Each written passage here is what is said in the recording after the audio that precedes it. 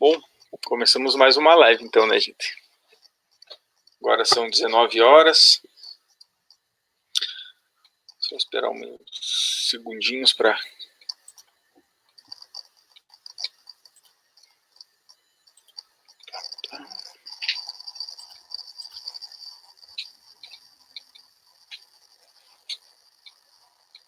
Aí. Então é isso, uma boa noite para quem vai chegando, vai começando a se aproximar do nosso Facebook aqui da APG, o FSM. Para quem está começando a nos assistir, então, começa agora mais uma live pela Ciência da Gente, né? Que a Associação de Pós-Graduação da FSM vem fazendo nesse período de pandemia.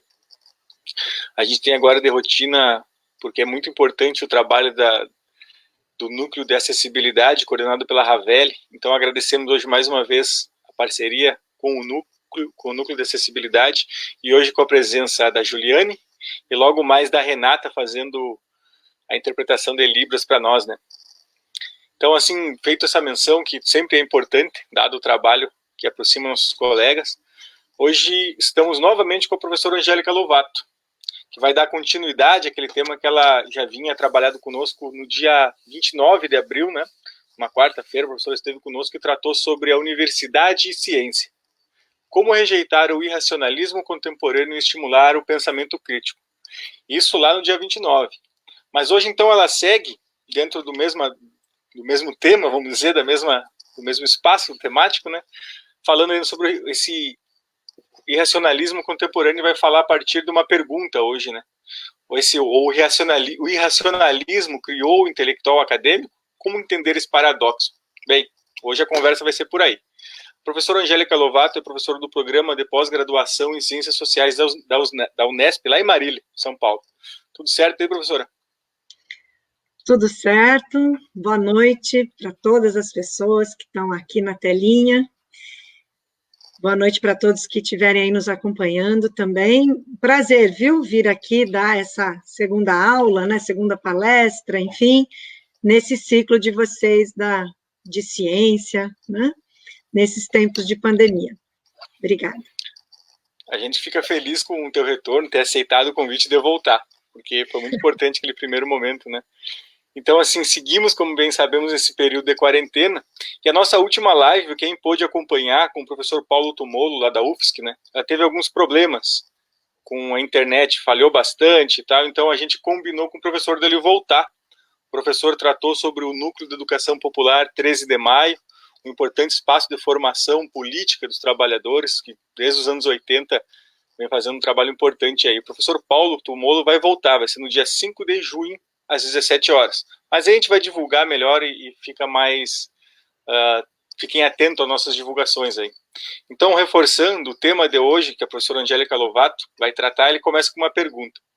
O racionalismo criou o intelectual acadêmico? Como entender este paradoxo? Bom, eu sou Marcos, discente do programa de pós-graduação em educação da UFSM. Estou aqui hoje com a Marcela.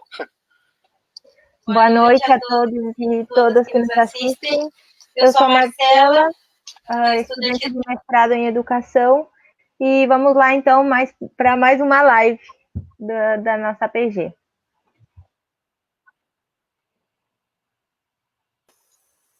Boa noite, pessoal. Meu nome é Stephanie, eu sou aluna do programa de pós-graduação de Ciência e Tecnologia dos Alimentos.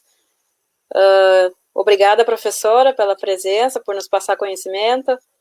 Obrigada, colegas. E aí, vamos conversar. Bem-vindo, pessoal. Vamos lá. Estamos também ali, como eu falei antes, com a Juliane, agora, e depois com a Renata, nas interpretações das Libras ali.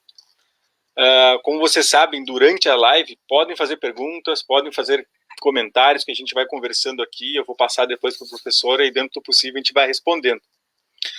Então é isso. Professor, o que seria esse intelectual acadêmico que o irracionalismo criou? Como que seria isso? O que é esse paradoxo, né? A palavra está contigo para tratar sobre o tema.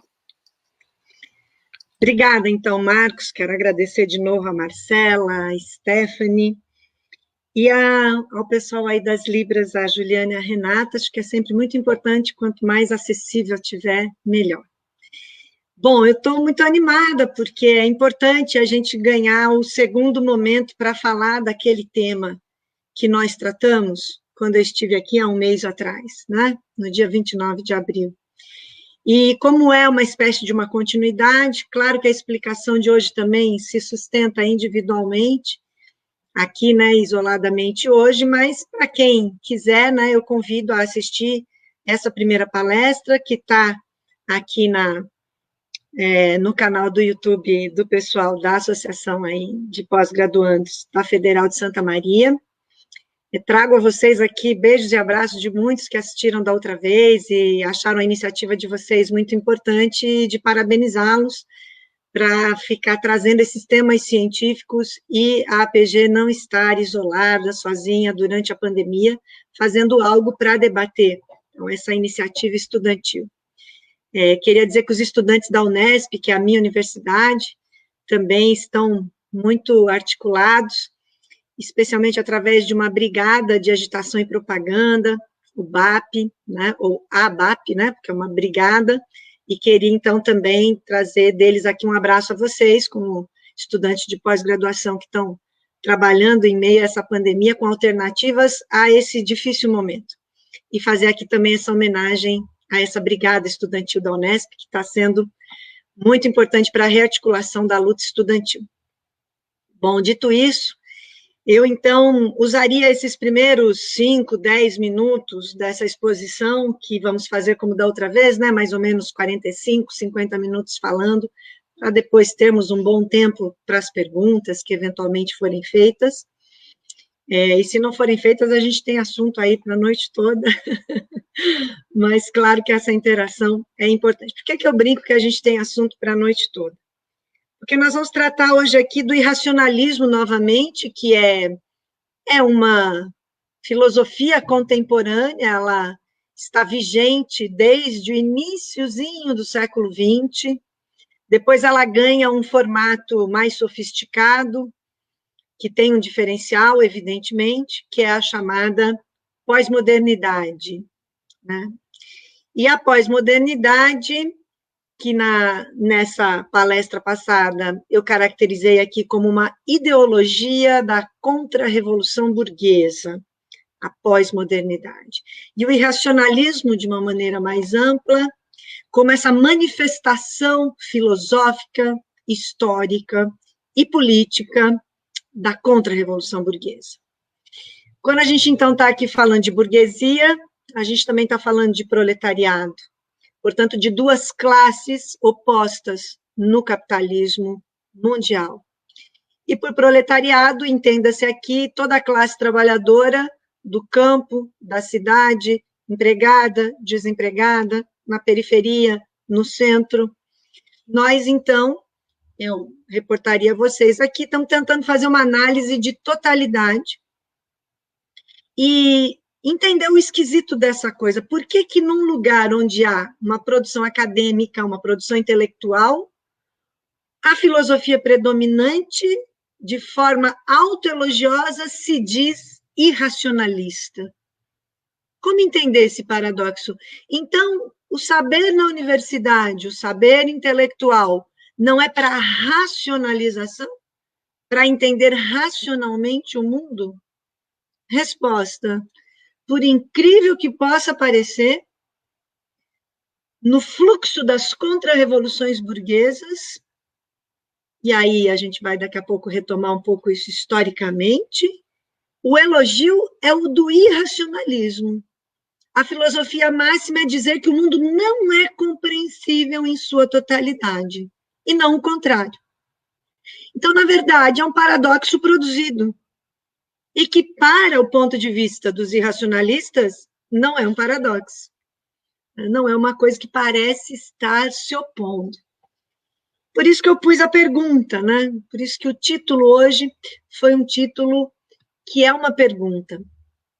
E eu diria, então, vamos aqui descer um pouco algumas considerações, especialmente para aquele que está acompanhando a partir de hoje essa palestra. A gente sabe que tem um público que está acompanhando faz tempo, desde o primeiro evento que vocês fizeram aqui na APG. Nós vamos aqui localizar um pouco o que é revolução, o que é contra-revolução. Só acontece revolução ou contra-revolução num mundo onde tem classes disputando esse mundo.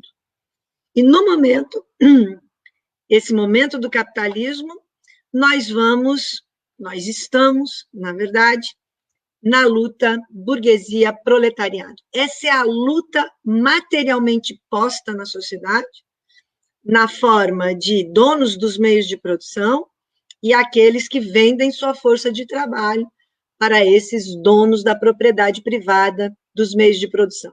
Então, esqueça toda essa balela de quem quer dizer que tem empreendedores e o mundo é todo cheio de pessoas que ou são competentes ou incompetentes, e quem consegue trabalho é porque procurou, quem não consegue é porque caiu no plano da vagabundagem. Essas explicações morais que acho que não colam mais, mas sempre tem alguém que acredita. Então, como aqui nós não estamos num ambiente de fé, mas de ciência, né, nós temos que fazer aqui de uma forma fundamentada o porquê desse nó ideológico, né? Lembre-se que eu abria a nossa palestra passada dizendo o seguinte, que ciência e ideologia não necessariamente se contrapunham, e que ciência não era sempre verdade e ideologia não era sempre a não verdade, a mentira, a falsa consciência.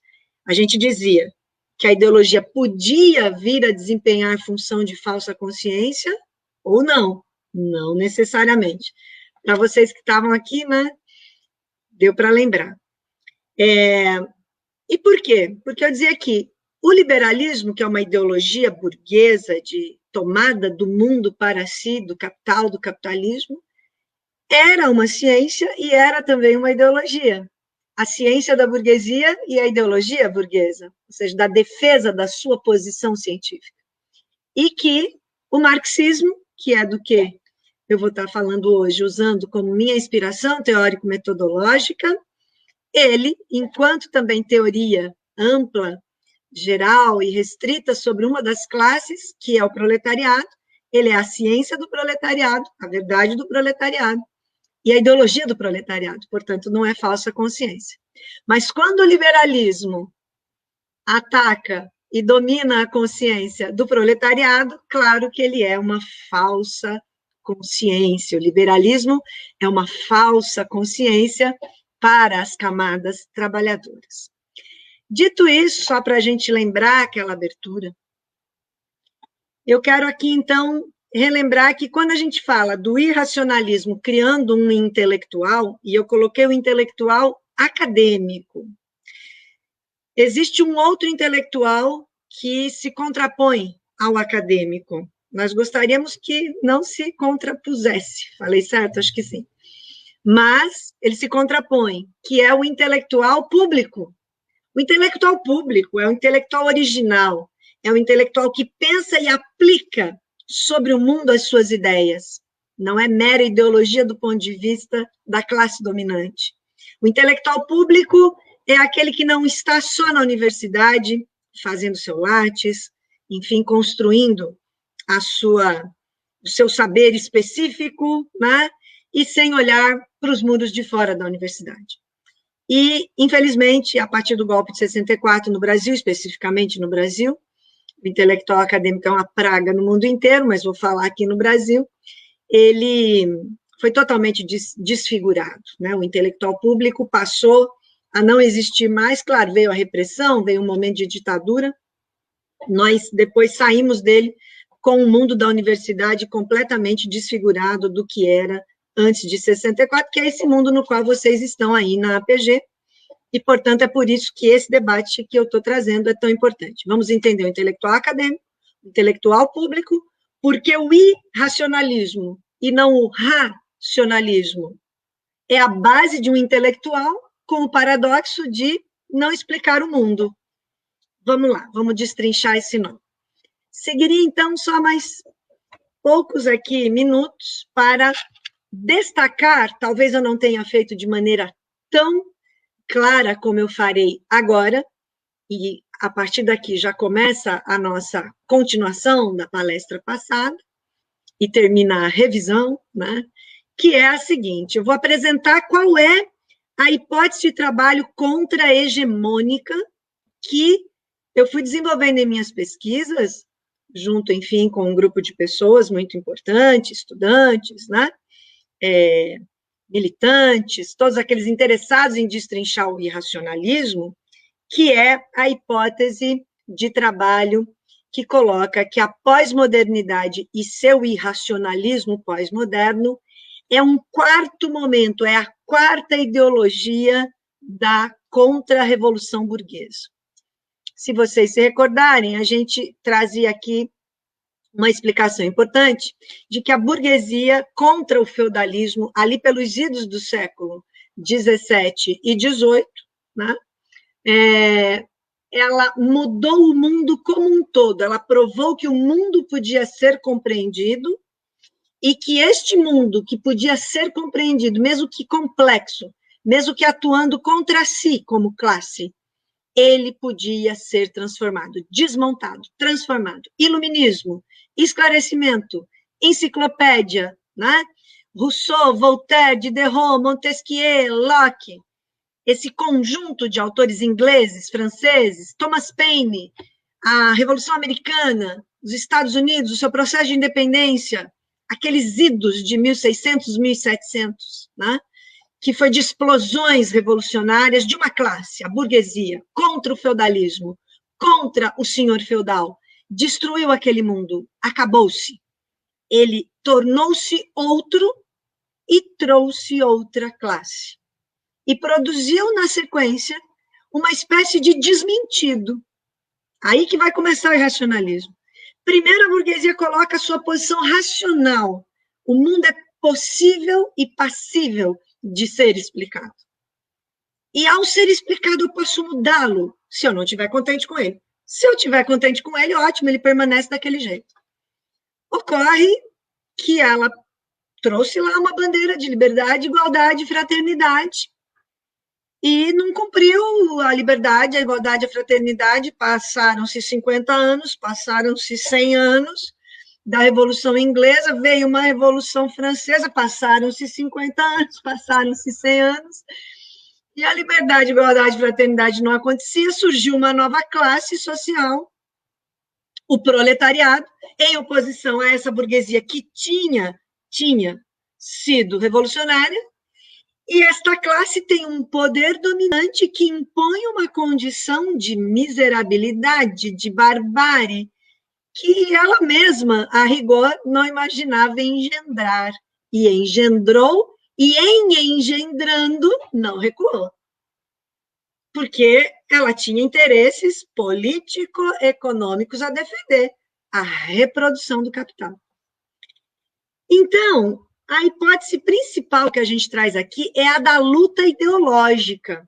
Essa luta ideológica, que a gente está chamando agora aqui, localizando historicamente, e é isso que eu vou combater aqui hoje, mais ou menos ali de 1968 para cá, ou seja, 50, 60 anos já, né? Quase, nós temos um processo de abandono total da razão, de assalto à razão, de destruição da razão, de uma decadência ideológica dessa burguesia, que passou a dizer, olha, o mundo é assim mesmo, olhem para o mundo se a gente está feliz com ele, tem até pandemia acontecendo, tem um processo científico que a gente não controla, porque nem sabemos de onde surgiu essa pandemia, e os esforços que a humanidade faz, que não é exatamente a humanidade, mas as forças produtivas capitalistas, que se põem hoje no mundo, nos seus diferentes estados nacionais, estão enfrentando uma crise econômica sem precedentes, uma crise política, especialmente no Brasil, e a pandemia matando gente, né? De tal modo que a quantidade de mortes diárias, se eu acompanhei bem o noticiário, diária, já é maior no Brasil do que nos Estados Unidos, e a gente é apenas nós já somos o segundo após os Estados Unidos em número de mortes nessa crise atual. Então, nós estamos literalmente morrendo. Como é que o irracionalismo, eu desafio aqui, como é que o irracionalismo vai explicar isso? Como é que a pós-modernidade está explicando isso? Como é que a contra-revolução está vendo este momento, que é do seu poderio burguês, Mas é um poderio que agora está desafiado. Está desafiado como explicação de mundo. Por quê? Porque estava dizendo que não é possível explicar o mundo. E não está dizendo de 1968 para cá. Está dizendo de 1848 para cá. Lembra naquela palestra passada aqui, na aula passada, vou falar assim, para facilitar um pouco aqui, que foi o quê? O positivismo, o relativismo no século XIX, de 48 por todo o século XIX, 1848 por todo o século XIX, são os dois primeiros momentos desta contra-revolução, e aí vem o existencialismo, quase 70 anos na nossa cabeça, de autores existencialistas, é o irracionalismo propriamente dito, porque, sabe, o relativismo, o positivismo ainda tinha um núcleo racional. Mas vai abandonando, e cai na pós-modernidade. Então, são 4 contra-revoluções burguesas, ideologicamente postas, para combater toda e qualquer ideia de que seja possível uma transformação, de que seja possível entender coisas e mudar coisas, que tenta captar o mundo, e capta bem, capta muito bem, capta o pessimismo desse mundo, capta a depressão do mundo, capta a ausência de futuro do mundo, capta este mundo em que nós estamos, onde ninguém, em sã consciência, acordou feliz hoje para encarar o dia diante do que nós estamos vivendo nesse mundo. Nós não vemos abundância, nós não vemos a pobreza acabando, nós não vemos uma situação onde a humanidade está se realizando. Nós vemos o capital se realizando, o capitalismo obedecendo a uma dada lógica e muita dificuldade que nos leva, em cada plano da nossa existência, a uma situação muito difícil. Agora que nós estamos localizados de novo nesse escopo, né, eu quero ressaltar a todos que estão nos ouvindo que não é fácil, nem para mim, aqui, na tarefa de dizer a vocês o quão contra-hegemônica é a hipótese que eu defendo e o quão é difícil para quem está treinado na hegemonia nos ouvir. Né? E eu me lembro que isso surgiu aqui na aula passada, né? Dizendo, pô, mas faz sentido esse negócio aí, mas é tão duro de aceitar, porque nós estamos há décadas, e mesmo vocês que vivem há 2 décadas, 3 no máximo, quem está na pós tem no máximo 30 anos, né? Muitas vezes bem mais jovem que isso, você já nasceu e foi criado num mundo da fragmentação, num mundo, né, onde até uma dada rebeldia é estimulada, mas só no âmbito individual, e você se realiza nunca na sua classe social, você é treinado a não enxergar a classe social na qual você está. Se você tem 2 geladeiras, você já acha que não é da classe trabalhadora, né? Você tem um carro, se você tem uma diferença mínima com a periferia, parece que não é aquilo, eu não sou trabalhadora, eu não sou essa coisa aí. No âmbito intelectual, então, né? Como pós-graduação, como professor, não, trabalhador não, eu sou intelectual. Não precisamos ter esse preconceito já é fruto do domínio ideológico sobre as nossas cabeças, dessa hegemonia. Então, se a gente aqui, de alma, né, a gente consegue racionalmente entender o mundo, passa a ver que ele é compreensível na sua totalidade, será que com o tempo, não é assim de hoje para amanhã, mas que com o tempo, se a gente continuar ouvindo essa explicação de que tudo é possível de ser captado, será que não vai voltar à nossa consciência uma disposição de mudança? Uma disposição, não é de fé, de crença, mas de razão, de comprovação, de fundamentação. E só esse passo já nos faria não desistir de ler, porque temos que ler para conhecer autores que são hegemônicos e que a gente tem que lutar de uma forma contra-hegemônica contra eles, com perdão da redundância. Mas aqueles 2 autores que eu citava aqui a aula passada e que, né, nós aqui hoje nos propomos a dar uma destrinchada maior, que é um grande autor, genial, etc., mas nosso inimigo ideológico, nosso inimigo de classe, que é o Nietzsche, o pensador alemão, e o Foucault, pensador francês, que parece muito nosso aliado e não é. Então, vamos aqui hoje sair da aparência e ir para a essência. Isso é ciência. Mas o positivismo, o relativismo pede para a gente ficar na aparência.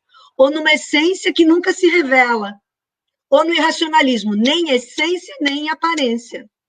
Então, vai ser um pouco árido daqui a pouco, quando eu estiver falando dessa relação filosófica, mas, ao mesmo tempo, com muita didática que eu tenho desenvolvido nesses anos, tem dado relativamente, né, os retornos têm sido muito bons da compreensão desses 3 destrinchamentos filosóficos, porque nós estamos mexendo com gente grande.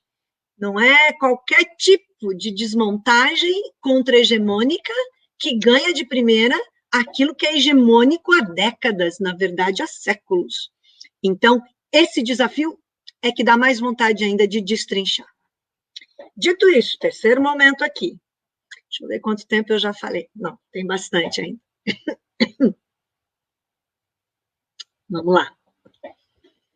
Como a hipótese é muito contra-hegemônica, né, ela tem uma consequência política. Ela é pouco conhecida, né, e ela tem que fazer 3 coisas. Ela tem que indicar que o diagnóstico feito pelo pensamento conservador contra-revolucionário burguês, ou seja, é contra a revolução, é contra o conhecimento racional, é contra o humanismo, é contra a dialética, é só pelo fragmento, por aquilo que é a parte, nunca o todo, né?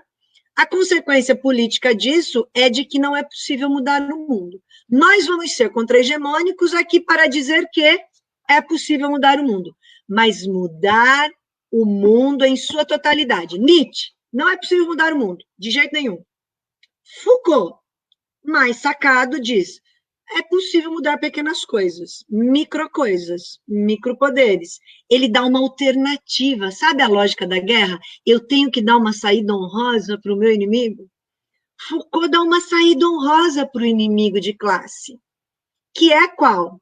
Claro que ele não se coloca como classe burguesa explicitamente. Aqui é a nossa fundamentação da necessidade social de uma classe que produziu autores como Foucault. Ele como um dos melhores, né? Ele como um dos mais competentes. Ele mesmo não diria que ele tem essa função, mas ele sabia do quanto a transgressão que ele propunha, a rebeldia que ele propunha, só levava a mudanças micro-individuais, nunca sociais como um todo, e ele chamava isso de ilusão. Mas entendam, Foucault apresenta uma saída honrosa para o inimigo, diz, não é que não é possível mudar nada, como Nietzsche. E o Nietzsche já partia logo para o suicídio. A única saída, se não tem saída, é abreviar a vida. E de uma forma sofisticada, sedutora, capacitada, extremamente bem construída filosoficamente, historicamente, de uma maneira erudita, estudiosíssimo da humanidade, de tudo que havia sido conduzido até então.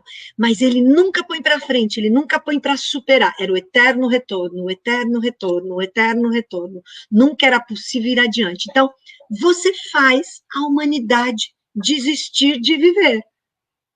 Ué, lembra que eu falei? A pergunta aqui que tem que ser feita é: a quem interessa, nesse momento, dizer que não é possível mudar o mundo? Será que interessa para mim, que não estou satisfeita com esse mundo? Interessa para você, Marcela, Stephanie, Marcos, Renata, que está aí nas libras? Não, não interessa. Para nós, não está bom. Nós não estamos aqui administrando as forças produtivas, estamos vendo um mundo horrível. Então, isso é a primeira coisa que nos chama. Nem que a gente não entenda Nietzsche, a gente não entenda Foucault. Volto aqui. A crítica que nós estamos fazendo aqui é ao anti-humanismo, não só ao irracionalismo. Nietzsche e Foucault tiram a centralidade do mundo do homem, no sentido de humanidade. A humanidade não está no centro. No centro está o nonsense, o não fazer sentido. Está o pessimismo, está a ausência de saída, está um futuro ausente, ou seja, um não futuro. Então, as duas teorias, o existencialismo mas ali configurado pelo Nietzsche, que morre em 1900, então dá para dizer que ele é um existencialista, porque o existencialismo é posterior a 1900, estou localizando historicamente, mas ele é um proto-existencialista. Todo o seu pensamento faz sucesso no século XX. E aí, claro, surgem outros, Heidegger e companhia, né? Que não vai dar aqui para... Não precisa, vamos pegar o foco desse autor, o foco da origem, né? Com o perdão da redundância, o foco na origem, que é o Nietzsche, tá? E vamos entender que não há saída. Quando pegarmos o Foucault e virmos que ele dá uma saída honrosa que não é uma saída, é uma não saída também. Olha a sofisticação, parecendo que é uma saída. Camaradas, aqui é que está a grande questão. É o nó.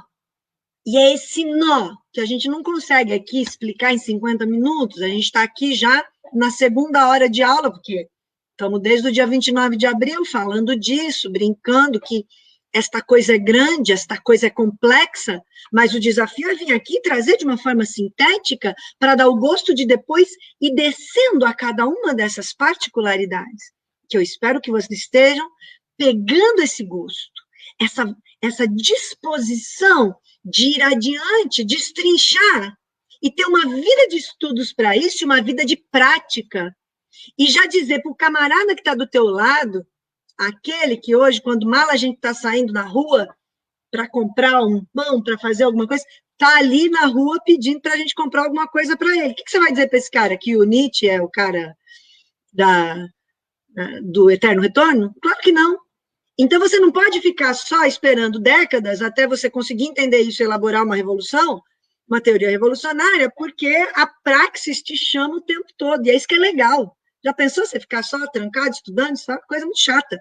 Você tem que estar no mundo, nas coisas. Aliás, a pandemia está tirando isso da gente, de estar no mundo, nas coisas. Estamos aqui nessa telinha, nós 5 nessa telinha, sem ver ninguém que está acompanhando. É a coisa mais horrível de fazer palestra na telinha.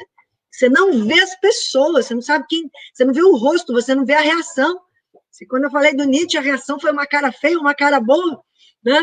E a gente vai aqui disseminando, mas dane-se, estamos aqui para tentar, vamos todo mundo ficar aqui com a boca cheia de formiga, esperando a pandemia passar, de jeito nenhum, estamos aqui na telinha, sabendo que essa voz chega. Quarto momento.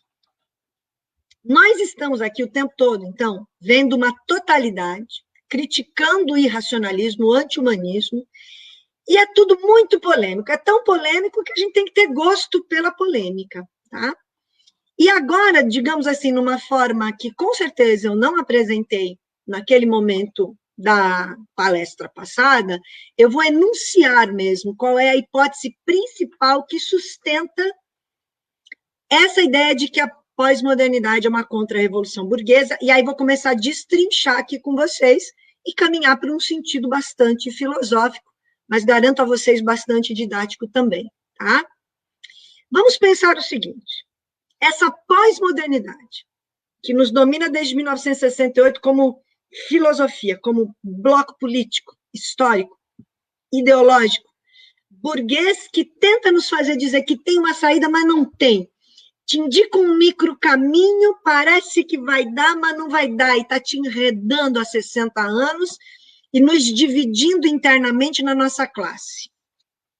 A pós-modernidade, ou naquele plural que eu indiquei aqui a vocês, teorias pós-modernas, elas constituem um quarto momento contra-revolucionário ideológico burguês, cujo resultado prático, hoje, 2020, e já há mais ou menos 50 anos, produz, no máximo, uma transgressão resignada.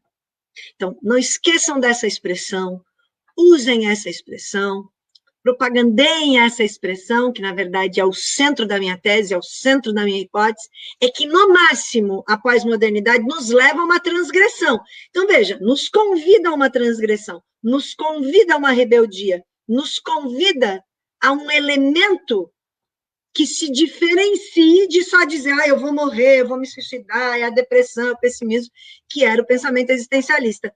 Mas é ainda mais mordaz, é ainda mais terrível contra a classe trabalhadora, a transgressão resignada, pelo segundo termo, resignada. Te faz transgredir de um modo que aceita. Uau, gente, eu tiro o chapéu, veja bem. Te inspirar a transgredir e, no fim, você aceitar o que está sendo feito, porque só a sua transgressão individual não é suficiente, este é um nó que a gente tem que destrinchar.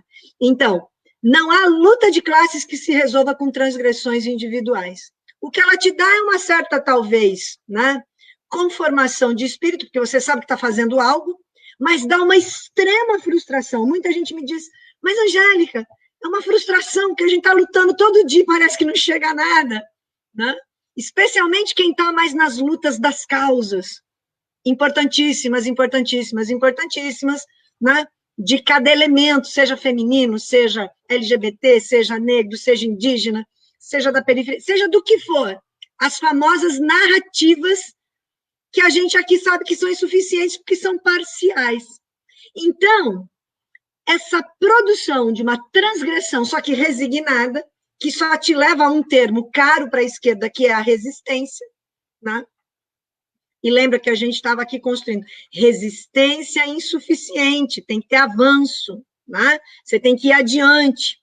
Então, esse aparente paradoxo que está no título da nossa palestra hoje, o racionalismo criou um intelectual acadêmico, o irracionalismo, como entender esse paradoxo. Então, esse aparente paradoxo de uma transgressão resignada, que produz, todos os autores da antropologia, todos os autores da sociologia, todos os autores das ciências sociais, ou daquilo que a gente chama de uma ciência política, todos os autores da história, de Marx Bloch a tudo que vocês possam imaginar no século XX, autores que a gente adora, autores que a gente acha que são maravilhosos, passando pela escola de Frankfurt, não sobra ninguém.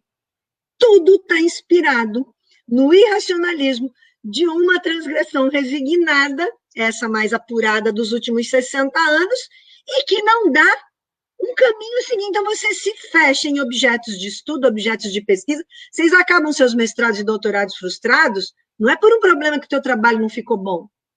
Você busca a maior qualidade possível, mas é porque ele não te levou a entender o mundo. Essa é a grande frustração e os motivos de depressões básicas e de acesso a remédios para alguém conseguir terminar uma tese. Veja se eu não estou falando de uma realidade que vocês sabem muito bem. Então, são todos autores da sociologia, da antropologia, das ciências sociais, da ciência política, da psicologia, a questão da psicanálise, né? Aí vocês vão dizer, pô, mas é a nossa área, a área que eu estudo, é a minha área científica, como é que eu faço? A história, a geografia, etc. e tal.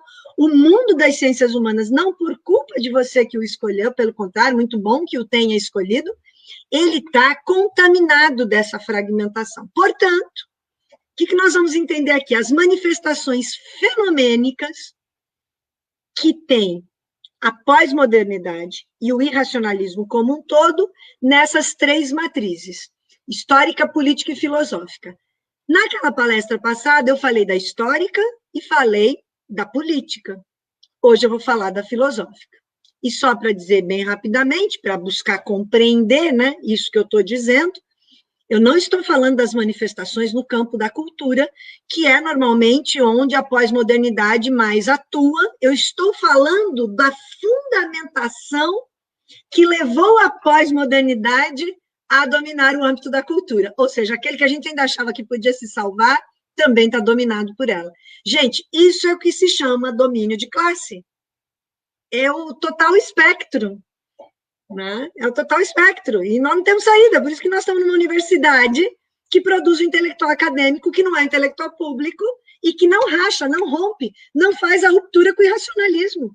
E tudo que vier na nossa cabeça de racional é que vai parecer irracional. Aí os caras ganham da gente de 10 a 1, vai, vou por 1.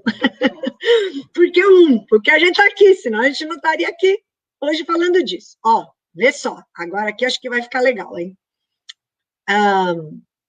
Como vocês sabem, tem um autor chamado Lyotard, que escreve ali pelos idos de 1979, E é ele que é o chamado inaugurador dessa tendência de pensamento da pós-modernidade. Porque, às vezes, me ouvindo mal, ou não me ouvindo inteira, ou não lendo alguma coisa que a gente fez, ou às vezes com pouca boa vontade, o pessoal diz, não, mas essa Angélica aí, falando dessa pós-modernidade, do Foucault não é pós-moderno, Foucault vem antes de Lyotard, Lyotard é em 79, aí parece que a análise é historicista.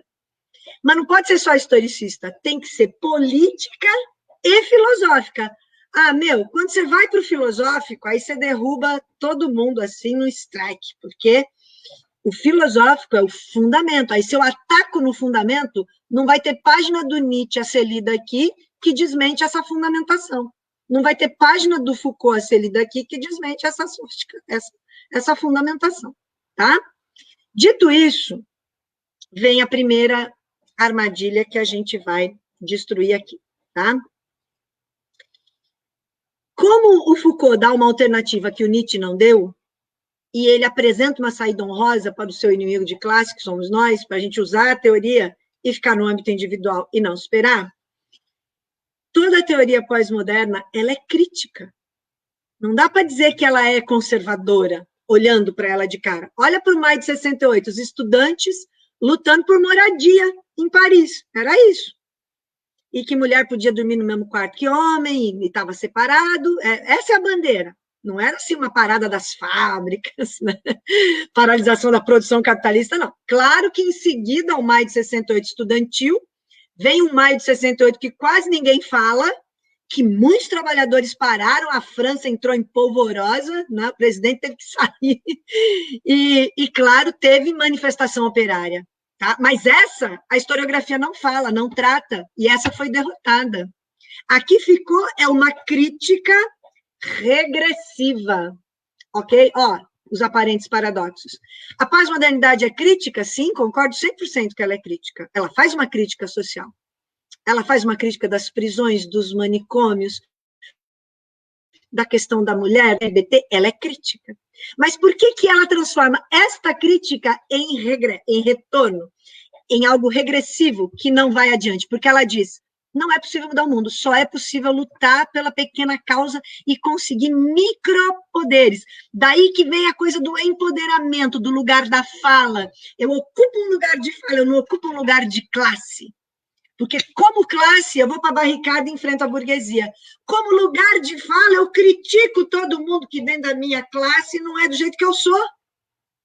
E eu estou me exclusivizando individualmente. Ninguém é igual a mim. Eu tenho lá, na minha conjunção de coisas que o Foucault me garante, ok? A minha identidade. E ela não é de classe, é uma identidade individual. Isso não tem a ver com a baboseira de dizer que o Marx não falou do sujeito, que ele só falou da classe. Marx avisa aos navegantes, é racional, dialético, humanista, historicista. Não tem como ele não falar de aparência e essência. Então, fecho aqui para abrir o último, quinto, sexto ponto. E estão com 43 minutos, eu vou mais uns 7, 8 minutos. Tudo bem? Pode ser assim? Vamos lá. Essa crítica regressiva não nos interessa. Nos interessa a crítica, a regressiva não. Ela nos engana. Ela está fazendo de conta que a gente é crítico e a gente não está sendo. Tanto que, se você falar contra qualquer tipo de luta por uma causa, de fato, faz te parecer alguém que não é crítico. E aí está o nó da coisa, você tem que ter muita paciência, muita diplomacia, jamais, jamais, jamais desprezar essas lutas específicas, mas incorporá-las na classe. Uma coisa não é oposta à outra, tá? Só que essa quebra é difícil, porque a crítica que não seria regressiva tem que ser a crítica revolucionária. E para fazê-la, nós temos que entender 3 coisas. Vamos lá. Sem lousa é difícil, eu adoro uma lousa, vou lá, distribuo, boto lá e a gente olhando. Mas imaginem aqui a lousa mental que eu vou fazer. Imagine 3 momentos filosóficos. O momento da aparência e da essência de um fenômeno, aparência e essência. O momento do sujeito versus o objeto, sujeito-objeto, segundo. E terceiro, qual é a relação entre passado, presente e futuro. Vou dizer a vocês, adiantar aqui, a pós-modernidade é presentista. Ela só vê o hoje, o agora, da forma mais fragmentada possível. Toda feita um caleidoscópio que você não enxerga pedaços, estão todos eles confusos, e você não tem como dar uma explicação do real. Ela não vislumbra futuro, ela não reflete passado. Tá bom? A pós-modernidade, o existencialismo, também nessa mesma linha. Os dois anteriores, o positivismo ali pelos idos de 1848 até o fim do 19, no 20 também, elas coexistem, tá? E o relativismo, lembra que a gente está falando de alguns autores, positivismo, Durkheim, Comte. Para quem não conhecer, não tem problema, basta entender esse raciocínio aqui, da aparência e da essência, tá? Do sujeito e do objeto, do passado, presente e futuro. O relativismo está mais ligado a um cara chamado Max Weber, Windelband, Ricoeur, Dilthey. Falei só para não deixar de dizer, porque temos que dar autoria a quem fez essas teorias, tá certo? Elas não surgiram do nada, mas ela é um produto social de uma classe. Repito, a burguesia não encomendou para esses caras uma teoria contra-revolucionária. O momento ideológico burguês exigiu isso socialmente, eles foram produto, produziram isso. Nietzsche mesmo, Foucault, tudo isso é produção. Vocês, com a teoria que estão produzindo aí na pós, são isso também, vocês estão produzindo uma época. Se você não quebrar com essa época, não colocar uma ruptura com essa época, não encontrar uma mínima banca que vai entender essa ruptura, pode ficar feio para vocês também, e vocês vão terminar fragmentados. Então, vamos lutar. O positivismo, ele valoriza também muito o momento presente, ele diz que há um passado que é impenetrável, e ele diz que o futuro, ele não elimina o futuro, o positivismo, ele só se assegura se você mantiver ordem e progresso, que é o lema positivista, ok? Na relação do relativismo com o passado, o presente e o futuro, o relativismo é o contrário do positivismo. Eles têm que se superar entre eles. Porque lembra quando eu falei da questão histórica? Está acontecendo barricadas de junho de 1848. Está acontecendo Comuna de Paris em 1871. Está acontecendo a Revolução Russa. Está acontecendo um monte de revoluções no século XX. Então, essa teoria, ela não é assim do nada, um diletantismo intelectual. Ela está combatendo revoluções, ordem e progresso. A verdade é relativa, é o lema weberiano, é o lema relativista, é para impedir que exista uma verdade. Então, o que ela diz? Só o passado pode ser conhecido. Essa do relativismo. Não é só o presente, não. Positivismo é o passado. E aí, história é o estudo do passado. Presente é o quê? É atuação política, é tomar posição. E estudo científico histórico não toma posição, descreve, penetra, e vai lá e diz o que foi. Diz o que foi, não diz o que é. Quem diz o que é, não faz ciência, faz política. Aí vem aquela ideia do Weber, de ciência e de política como duas vocações. Então, o professor é o cientista, e o cara que está como deputado no parlamento, atuando num partido político, ele é o cara que toma posição. Veja, porque você tem que dar uma solução para o seguinte, ela tem que atuar politicamente, ela não pode só dizer que a ciência é neutra. Sacaram? E, enquanto isso, nos 4 momentos, positivismo, relativismo, existencialismo, pós-modernidade, eu repito bastante para você gravar, tem 4 revoluções científicas acontecendo no plano real da materialidade. Máquina a vapor, eletricidade, eletrônica, informática, esse mundo que trouxe depois a nanotecnologia. Sacaram? Aqui acho que é o momento alto da nossa palestra hoje para entender. É histórico, é político, é de combater uma classe que está lutando, 48, 71, Revolução Russa, tudo que aconteceu no século XX. 4 revoluções científicas, conduzindo o capitalismo, trazendo essas máquinas, essa tecnologia, essa era, que parece que está a nosso favor. vapor, eletricidade, eletrônica, nano. E as 4 ideologias. Veja, gente, tudo se encaixa. Não se encaixa mecanicamente, atenção, tá? Eu aqui tenho que usar mediações para falar em 50 minutos, para dizer coisas que vão se construindo. Bom, já falei presente, passado e futuro para o positivismo, para o relativismo. Agora eu vou falar para o existencialismo. Não existe passado, não existe presente e não existe futuro. Ou seja, ele praticamente estava enterrando a humanidade. Deu para entender a que ponto a própria burguesia chegou para dizer que o futuro estava ausente e que você tem que aplicar a sua própria vida individualmente, sempre, né? O suicídio, o não seguir em frente. Mas acontece que a humanidade não se suicidou inteira, não é verdade? Nós estamos aqui.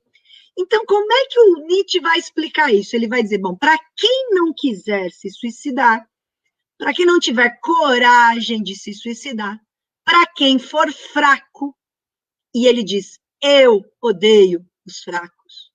Os fracos merecem perecer, eles terão que sofrer a força, o emprego da força do mais forte, da repressão, daquele que se põe como dominante. E o que estiver dominado, que se lasque, que morra por não ter conseguido ter a coragem de se suicidar.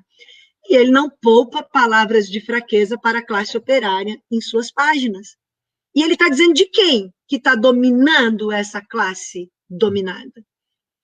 A classe que está no poder. Então ele diz, exercer a pulsão de poder. Atenção, para quem estuda psicanálise, para quem estuda antropologia, para quem estuda sociologia, os autores das pulsões, você aplicar conceitos como biopolítica, necropolítica, vontade política, pulsão de matar e pulsão de morrer, pulsão do desejo, pulsão de vida, vai ser tudo explicado com uma base biológica sofisticada filosoficamente. Por isso que não é picaretagem.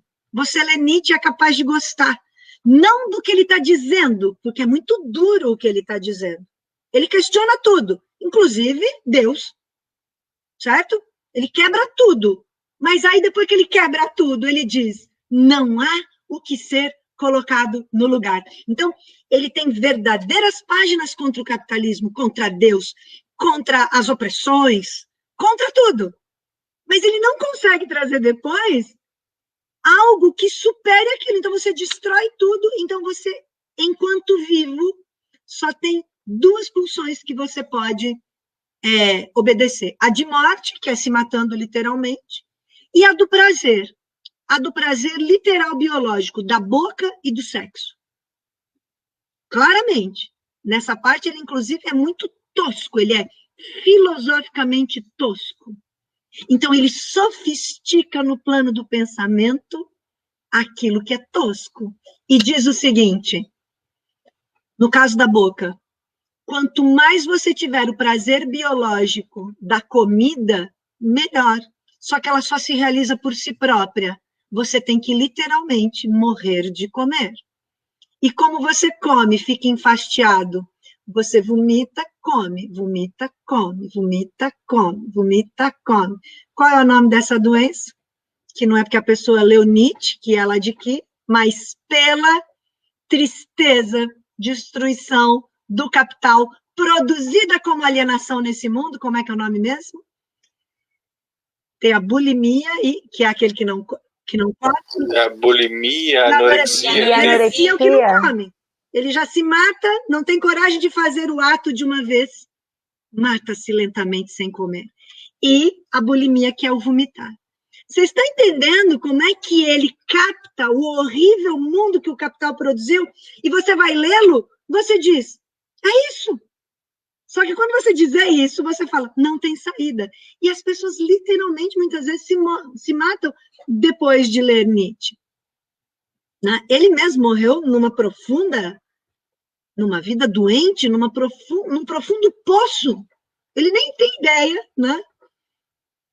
do que aconteceu depois com o pensamento dele, o quanto ele influenciou o restante do século XX, para nosso azar, porque ele é nosso inimigo de classe. Ele se declara, aliás, contra-revolucionário. Eu me empolguei aqui, já são 54 minutos, deixa agora só completar com a pós-modernidade, tá? E 2, 3 coisinhas, vamos lá. Pode ser, meninos? Como é que tá aí o negócio? Dá para acompanhar? Veja bem, o que é presente, passado e futuro? Ah, não falei da questão da sexualidade. Peraí, essa é a mais importante. No plano da sexualidade, é a imposição de força também.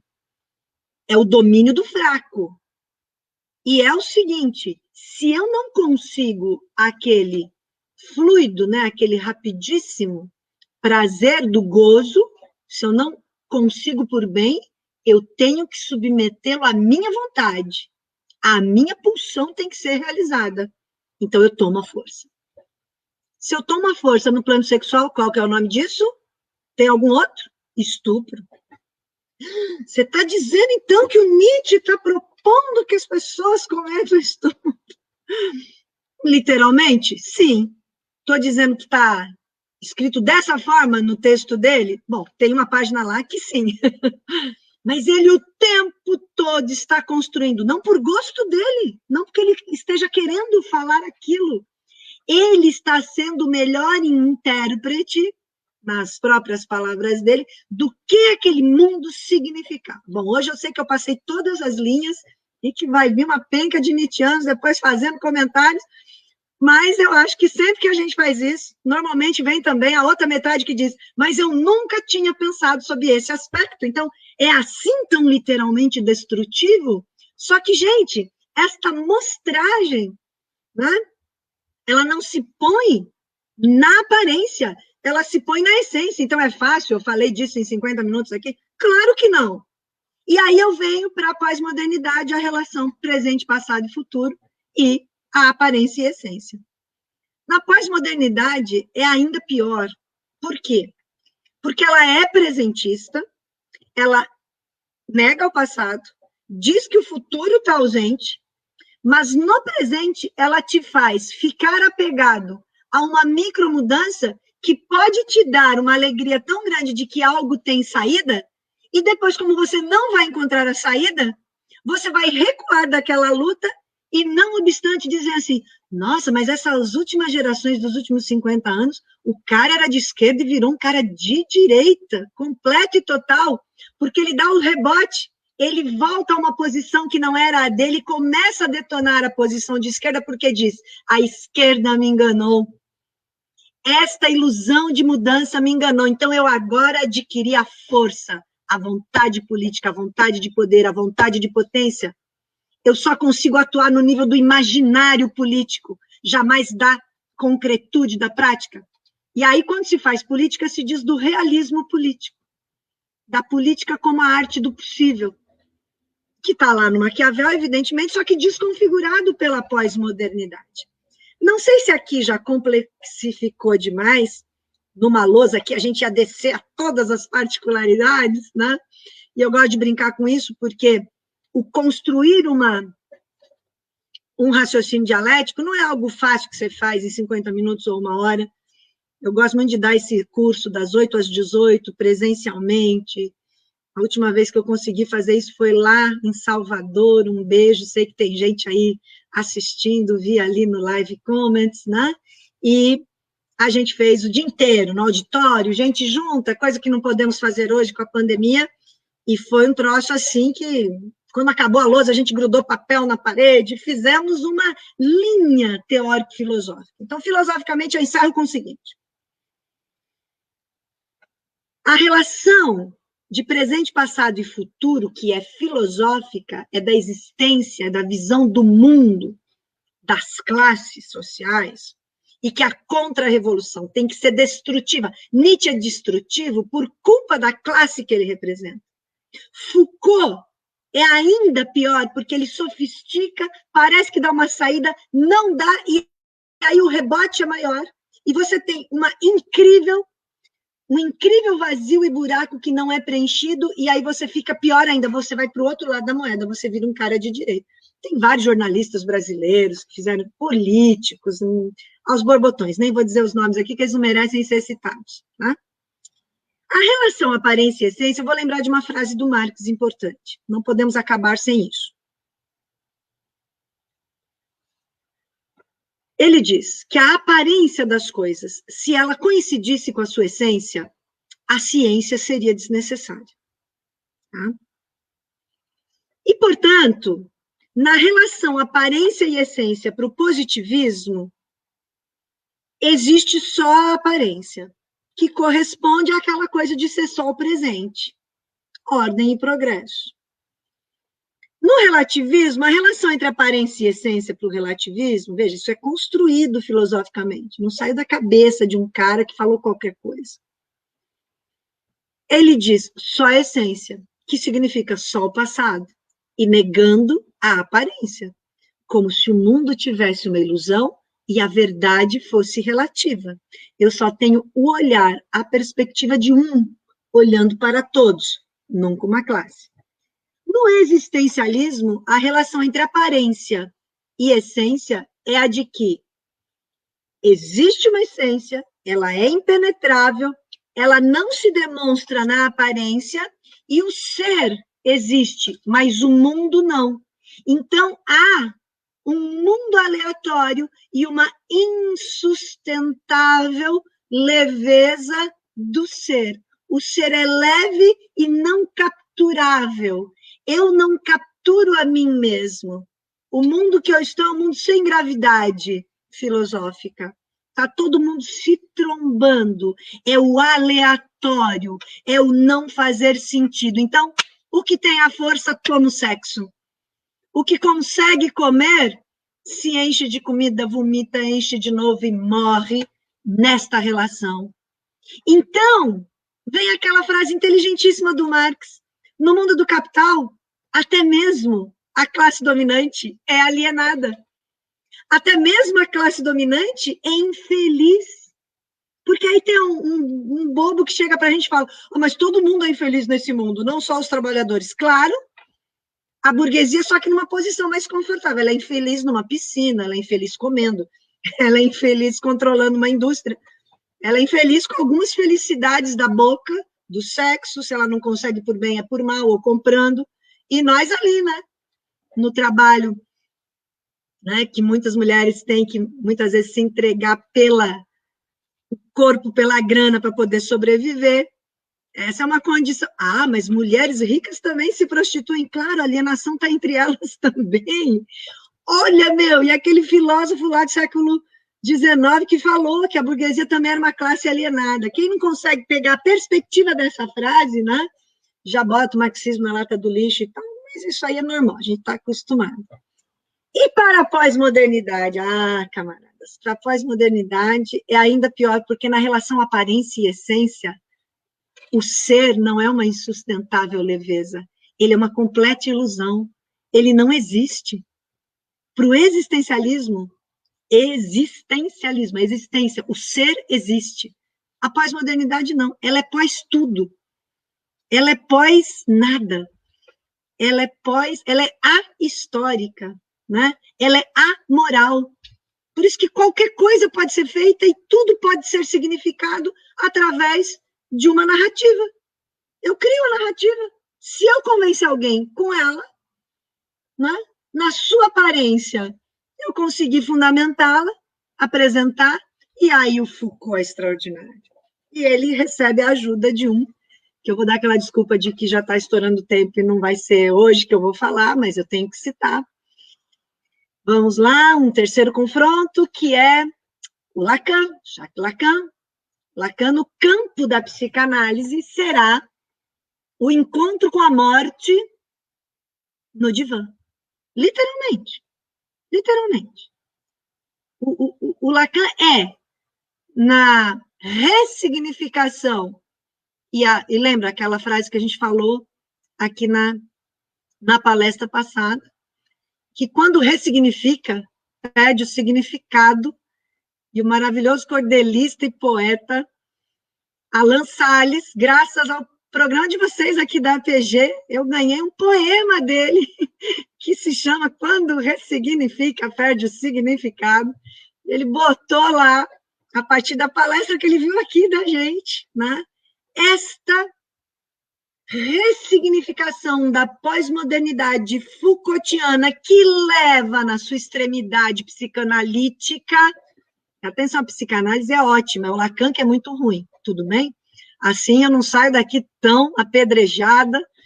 Freud tem toda uma teoria importantíssima, com problemas, evidentemente, como todos os autores, mas assim, a questão do conhecimento do sujeito, da relação com a história que Freud coloca. Mas só falo isso, volto ao Lacan. Lacan é a chegada da morte no divã. Em que sentido? No sentido nietzschiano e Foucaultiano, aplicado individualmente. E sabe como? Com você pagando pela sua morte. Caríssimo, porque uma das terapias mais absurdamente caras é a teoria lacaniana. E, enfim, encerro por aqui, porque para o Lacan a gente precisa aqui de uma coisa especial.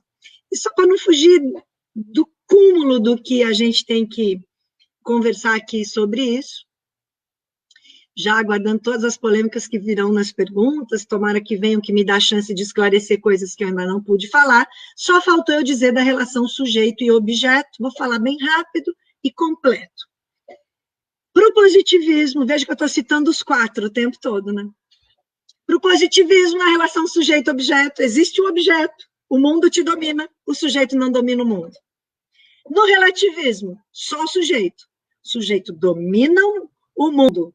Objetivo? Não. Ele apenas pensa o que quiser do mundo. Então, dá uma ideia de liberdade de crítica, de liberdade de expressão, que a rigor não existe, mas causa essa ilusão. Né? No existencialismo, é uma coisa mais complexa. Entre sujeito e objeto, o objeto é ausente, o sujeito é presente naquela leveza do ser, e para ele não há fatos, porque o mundo não existe, mas ainda há interpretações. Interpretações que podem, inclusive, levar a uma proximidade com a verdade. Por isso que na pós-modernidade por isso que no existencialismo ainda foi possível um Sartre. Porque todo mundo, mas aí o Sartre também é um cara que a gente tem que criticar. O Sartre está na contra-revolução? Não, o Sartre fez uma tentativa muito que não deu certo, se frustrou, de unir marxismo e existencialismo. Ele dizia era marxismo e existencialismo. O Lukács lá, o húngaro que eu falei a aula passada, dizia existencialismo ou marxismo. O Lukács ganhou essa parada. Sartre perdeu. Sartre sabe que perdeu, admitiu que perdeu depois. Então não quer dizer que ele estivesse posicionado na contra-revolução, mas ele ficou preso no limite da contra-revolução e não superou. Por isso, cuidado com o feminismo de Simone de Beauvoir. Só vou deixar isso dito. Me perguntem nas questões, tá? Todo mundo acha maravilhoso o feminismo da Simone de Beauvoir? Existencialista. Tá, saí. Pós-modernidade. Relação sujeito e objeto. Não existe. Narrativa não é interpretação. Eu posso inventar uma narrativa. Inventar. Pelo menos no existencialismo, tinha que vir do ser, esse ser solto no mundo, a insustentável leveza do ser. Bom, eu nem vou dizer a vocês quais as interpretações de sexualidade, de tudo que vocês possam imaginar das identidades que o existencialismo destrói o humano e vem o anti-humano, né? Então, quando a gente acha, olha aqui outro vespeiro, 5º e último vespeiro, quando a gente diz meu corpo, minhas regras, que a gente acha que está sendo a mulher mais revolucionária do mundo, dona de si, magnífica e tal, eu estou me enterrando na morte lacaniana, no micropoder impossível do Foucault e no pessimismo do suicídio nietzschiano. Só que a minha regra é meu corpo. Meu aonde? O que eu enfio dentro dele vem de onde? E o agrotóxico? Não, mas isso só para dizer uma coisa. É muito pior que agrotóxico, mas eu deixo eu não faço provocações, eu faço fundamentações aqui, então não é uma provocação que eu vou deixar. Eu vou deixar essa afirmação bem fundamentada que eu não pude apresentar na 1h e 9 minutos que eu já ocupei, e agora vamos abrir para as questões. Obrigada Vamos à nossa plenária agora.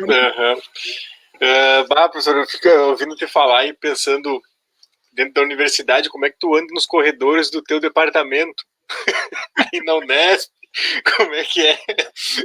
Ainda bem que não ando sozinho, porque tem uma relação direta com organização política, com o sindicato, bem, né? Mas tu toca em pontos centrais, assim, e eu pensando, nesse momento eu tenho dado uma olhada nos currículos dos cursos de filosofia aqui da região sul do Rio Grande do Sul, da região sul do Brasil, Paraná, Santa Catarina e Rio Grande do Sul, das universidades federais. E é assustador. Eu sou formado em filosofia, só que a gente não se dá conta, com o tempo vai se dando. É extremamente alienante da realidade brasileira. São cursos que formam exatamente para a alienação. E eu falo como alguém que foi formado neles. E é assustador quando a gente olha para esse processo de formação pelo qual a gente passa. E aí nas ciências humanas, em geral, isso não se transforma muito, e também nas outras áreas, né? Como apareceram perguntas muito oportunas ali, ou antes de passar para as perguntas das pessoas que estavam nos assistindo, que estão nos assistindo, eu passo para a Marcela. Não sei se a Marcela vai querer comentar alguma questão, mas logo eu passo, porque assim teve gente ali que veio afiada hoje, assistiu a primeira aula e veio hoje para seguir forte. Marcela? Bom, para mim foi bastante informação, assim, o Carlos Marciano falou aqui num comentário paulado, professora, porque é o que eu estudo, né, mas como é o que eu estudo, mas essa crítica que tu faz não me toca do lado pessoal, toca sim em muitas dúvidas, tocou em muitos pontos que surgem desconfianças, que surgem sim para quem, sei lá, a minha vida me levou as referências teóricas pós-estruturalistas, que é o que me levou desde a graduação à pós-graduação. E é muito bom ouvir uma crítica que toca em cada pontinho do que a gente estuda. E isso é muito bom porque, enfim, faz perceber mil coisas e sempre essa questão que às vezes a gente escuta na universidade, assim, eu sou pós-estruturalista, eu sou crítica, e tipo, eu não vejo essa pessoalidade na questão teórica, assim, de maneira tão explícita, assim. E eu escrevi muitas coisas aqui do que tu falou, e a questão da transgressão resignada me tocou muito, porque resignada é que suporta o mal sem se revoltar. E isso aí é algo que a gente vive isso, que está na prática mesmo, que está assim, até anotei aqui, isso é uma coisa que te chama, é uma coisa da vida cotidiana que te chama, te toca o tempo inteiro, tá lá. E que não tem como não se afetar por isso, né? Não tem como não se afetar, porque enfim, eu gostei muito da tua crítica por isso, porque toca mesmo nessas partes. A gente estuda a questão de não é ser, é estar professor, é estar estudante, é estar artista. E aí sempre essa questão. E claro, é uma leitura que nos meus 28 anos ainda falta muito. Não dá. Eu não tenho nem como falar, mas claro, entro na questão de sem ter vergonha, de me sentir constrangida a falar, sim, sobre essas inquietações, assim. E essa questão me chama muito a atenção, porque realmente, assim, a gente fala muito de todos os tipos de diferenças de questão racial, de questão dos feminismos que existem, né? A questão trans, a questão... várias diferenças, mas nunca se vai ao ponto da diferença de classe. Sempre foge, sempre ocorre um desvio que te tira dessa questão da classe. E, bom, eu pensando aqui comigo, Foucault, filho de médico, na época dele, família com dinheiro, não é que nem a Marcela aqui em Santa Maria, imigrante do Uruguai. Isso. E isso me toca muito, e foi algo que me incomodou muito. Mas sabe que, contudo, eu acho sim que é muito bom eu estudar as questões da filosofia da diferença, o pós-estruturalismo, é muito bom, assim, sei lá, me tocou na vida estudar por esse lado, né? Porque eu poderia tranquilamente seguir a questão dos teóricos críticos, né?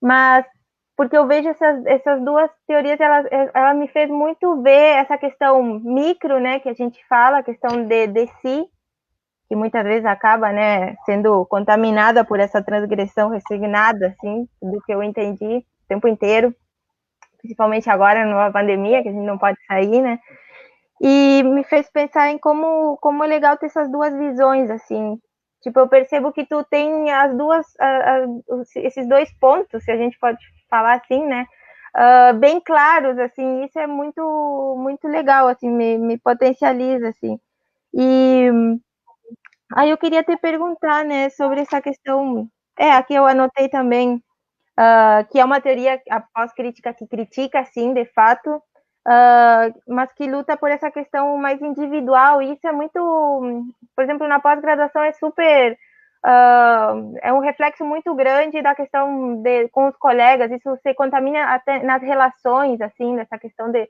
se separar, de dizer assim, eu tenho mais publicação que tu, eu sou mais inteligente porque eu tenho mais publicação que tu, e por aí vai, isso a gente vive nas relações da universidade. Quem não vive isso, então, tá podendo.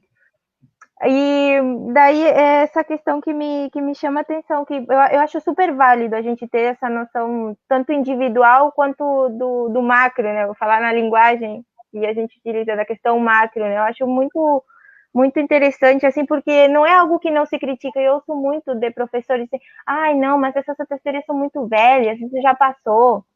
Ou contar a história a partir do momento que eu nasci, não faz sentido. Contar a história desde que eu nasci em 91, e aí esse é meu mundo, a partir do meu recorte. Tipo, não faz sentido. Os livros estão aí para quê, né? E aí eu penso muito nessa questão desse plano individual, né, que faz parte desse, eu falo sempre com o Marcos, como uma fita de Moebius. Os dois lados estão sempre juntos, assim, os dois lados da mesma moeda. E é muito legal ter noções, assim, desses dois lados. E a tua crítica foi bem pontual, assim, nessas questões para pensar o macro, assim. E lembrei também, até da tua live ontem com o professor Alisson Mascaro, da questão de que é mais fácil, ele falou uma coisa que eu fiquei assim, que é mais fácil a gente pedir um meteoro para que acabe com toda a vida e a humanidade do que lutar por acabar com o capitalismo, né? Poxa, né? É melhor terminar com o mundo do que com o mundo. Aí eu gostaria que tu falasse mais sobre isso, mas eu até não consigo nem perguntar alguma coisa, porque tô bem assim, pensando em muitas coisas, professora. Não, o que você falou está excelente. Posso ir já ou espero mais alguma coisa? Posso já falar? Pode, porque assim ou também já vai pôr mais questões? Vamos fazer um bloquinho? O que tu acha? Tá, aí eu começo pela da Marcela e a gente já ouve o bloco também. Porque pelo menos ali eu percebi o Tobias fez 3 questões, inclusive, o Toby Tuvia, e até a primeira dele, depois que acabou a nossa primeira live, naquele dia 29, um colega me perguntou, bom, mas como é que ela fala em momento contra-revolucionário? Nós estamos no momento revolucionário? Retoma mais ou menos isso, e eu coloco aqui para nós ver a pergunta do Toby Tuvia. Ele coloca ali, né? Nessa mesma live que a Marcela comentou com o professor Alisson Mascaro, mencionou recentemente que a esquerda liberal não optou por uma lógica revolucionária, porque não existia condições históricas para tanto. E aí a pergunta é, por acaso agora existem essas condições? Caso exista, o que fazer para que ela saia deste torpor? E acho que se a Stephanie tiver alguma questão, porque essa surgiu bastante, acho que essas duas dão um momento agora. Pode seguir daí, professor. Posso seguir daí? Olha, só antes que a professora comece a responder todas essas... Professora, assim, eu não vou cansar de lhe agradecer, né, pela participação na live, e vou dizer por mim que eu sou de um universo totalmente diferente, que é das exatas, agrárias.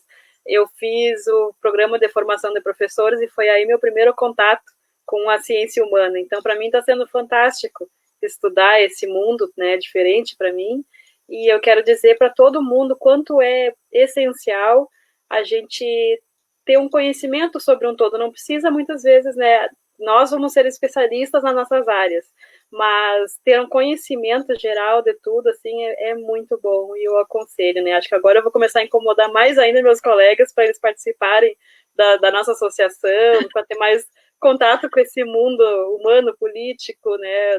Então, muito obrigada pela participação, por ter compartilhado todo o seu conhecimento, né? Para mim, que sou leiga no assunto, e eu espero ver a senhora mais vezes por aqui. E quem sabe a gente faz, né, uma agenda com a professora, assim, mensal. É tão bom que está sendo, tá, professora? Muito obrigada mesmo. Excelente. Fico muito contente com isso que você falou. Vou começar com esse comentário da Stephanie, aí eu vou para as perguntas, porque, Stephanie, uma das coisas legais da gente receber um retorno de um assunto tão duro, tão árido, né, e que a gente tenta tornar o mais inteligentemente possível aqui acessível, porque a gente não quer assim que a pessoa faça uma tese sobre isso, apenas que ao ver isso, compreenda o mundo e saiba que pode modificar. Então, quando você diz que é da outra área, e que o que a gente falou foi acessível, deu para entender, outro dia eu estava também numa palestra, uma pessoa da medicina falou, era uma palestra para médicos, né, sobre esse assunto, e aí o grupo de estudos dele já tinham ficado meio assim, chamaram, né, e eu ouvi essa frase também, né? E eu acho que isso que é o mais legal, assim, me faz sair satisfeita pelo seguinte, deu para mostrar que tem uma saída, mesmo quem é de outra área compreendeu, ou seja, uma visão de totalidade, a burguesia revolucionária estava certa, numa visão de totalidade, todo mundo consegue entender que é possível compreender, né? Mesmo quem está numa área muito específica. Então, isso para mim já ganha a noite. E outra coisa que ganha a noite, Marcela, eu fiquei muito contente, me deu uma felicidade, de fato, uma emoção, né, para dizer aqui, uma outra ideia da pós-modernidade é que razão e emoção caminham separados. Imagina, esse negócio está assim, ó, ali, não dá nem para entrar nesse aspecto, é bem legal explicar isso também. Mas deixa eu só dizer aqui, quando você disse o seguinte, olha, Nietzsche nasceu numa família de médicos, era classe média, dominante, na verdade, praticamente, naquele momento em que ele nasceu, não é culpa dele, é a classe na qual ele nasceu, e com a qual ele não rompeu. Caio Prado Júnior aqui rompeu no Brasil, ele era da classe latifundiária, e ele simplesmente rompe com a classe dele. E aí, quando tu disseste aí, Marcela, pô, o Nietzsche estava nessa posição de classe, e eu aqui, Marcela, né? Pô, eu já nasci num mundo que eu estou na outra classe. Isso é lindo, essa é a poesia dessa noite, e foi a Marcela que fez, né? Alan Salles, quem fez hoje a poesia foi a Marcela. Por quê, Marcela? Eu fico feliz. Porque quando essa fala que eu faço te faz enxergar qual que é a tua classe, e você falar, agora eu tenho classe, eu não sou só o indivíduo, e eu sou indivíduo nessa classe, acabou, entendeu? Por isso a transgressão resignada, isso que você falou, você deu uma definição de resignação, que é mais ou menos a seguinte, quando eu individualmente chego à seguinte conclusão, não tem jeito, o mundo é mesmo assim, resignou, aceitou o mal, né? Foi mais ou menos isso que você disse, né? Aceitou o mal e não consegue sair daquele imobilismo. E você fica nessa, que acho que aí a Stephanie um pouco também, né, Stephanie, que pega, né, pra gente. Então, a gente sai daqui com depressão dessa palestra? Não, sai achando assim, pô, não é ilusão, é possível a gente achar uma saída. Segundo, é fácil a saída? Não, não é fácil, mas é possível. Pô, então tem como a gente entender? Tem como, é fácil? Não, mas é possível, né? Porque o impossível já está posto de saída. Outra coisa que eu achei legal que você falou, veja que no teu comentário há várias perguntas embutidas que está dando a chance de esclarecer, Marcela, que é o seguinte, as pessoas têm esse costume até charmoso de dizer, eu não sou, eu estou chefe de departamento, eu não sou, eu estou estudante, eu não sou, eu estou isso aqui, mas dá um charminho, assim, dá uma coisa, né? Que é a separação de aparência e essência do ser e no mundo que eu estou.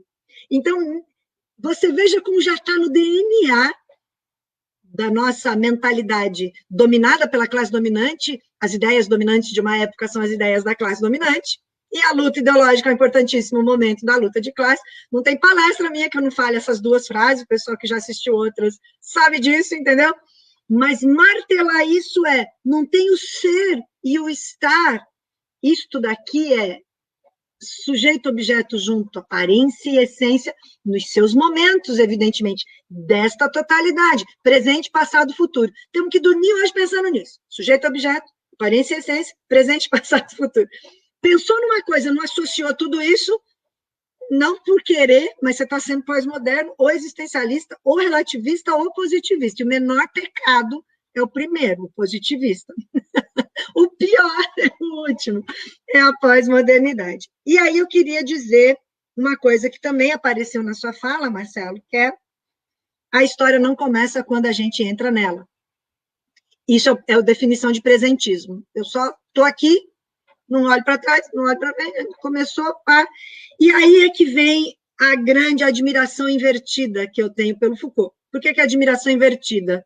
Porque ele não é da minha classe, ele não representa o pensamento da minha classe, ele expressa o pensamento da classe que me domina, com uma sofisticação, com uma beleza, com uma atração, extraordinário escritor, sedutor, do jeito que ele escreve, parece que você vai encontrando todas as respostas, e ainda com charme, e ainda lutador, e ainda parecendo que o mundo todo pode estar a seu alcance através de um micropoder e que, como aquilo é o máximo que eu posso fazer, eu posso me satisfazer, embora na sequência a satisfação não venha, e aí ele também dá essa saída. Olha, ele também dá a saída do suicídio.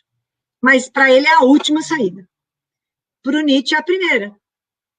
E nas tretas entre Foucault e Lacan, que eles brigam muito, o Foucault, inclusive, faz uma crítica, não sei se eu vou me lembrar exatamente a frase dele, mas é algo mais ou menos do tipo, né, de que é um lamento sobre um leito muito bem remunerado, né? É a exploração do analista para o leito de quem sofre, vai morrer e ainda está pagando para isso caro, né?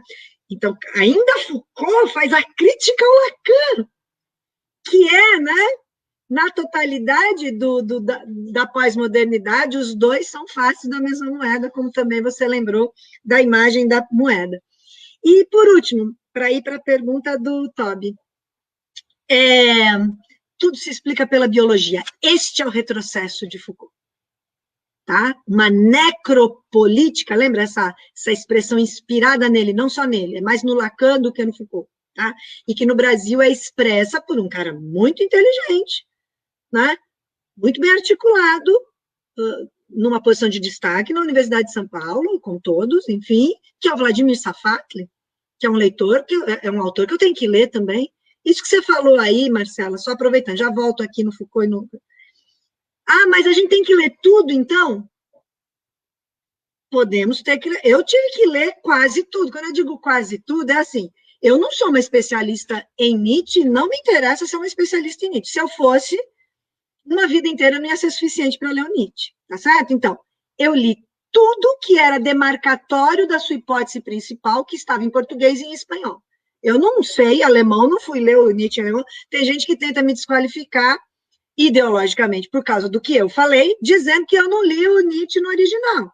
Não precisa ler um autor no original. Se fosse necessário, maravilha quem pode ler no original. Adoraria saber alemão e ler o Marx no original, né? Mas não é o ler a obra inteira. Ótimo se a gente puder ler a obra inteira, mas eu li, são 27 anos estudando isso, então também não é qualquer coisa. 28 agora, na verdade, né? Então, o que estava acessível, que eu peguei e formulei e captei, porque o meu método é da metanarrativa. Porque aí o cara te derruba nessa hora, ou melhor, ele quer te derrubar. Você não leu tudo.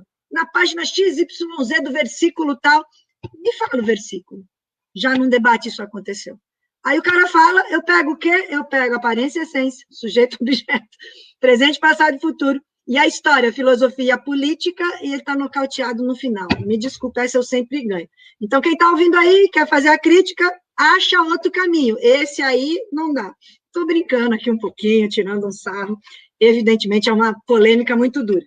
Voltando, então, do biológico. Lembra? Só faltava eu falar do biológico. Me diz aí quando é que tem que acabar, tá?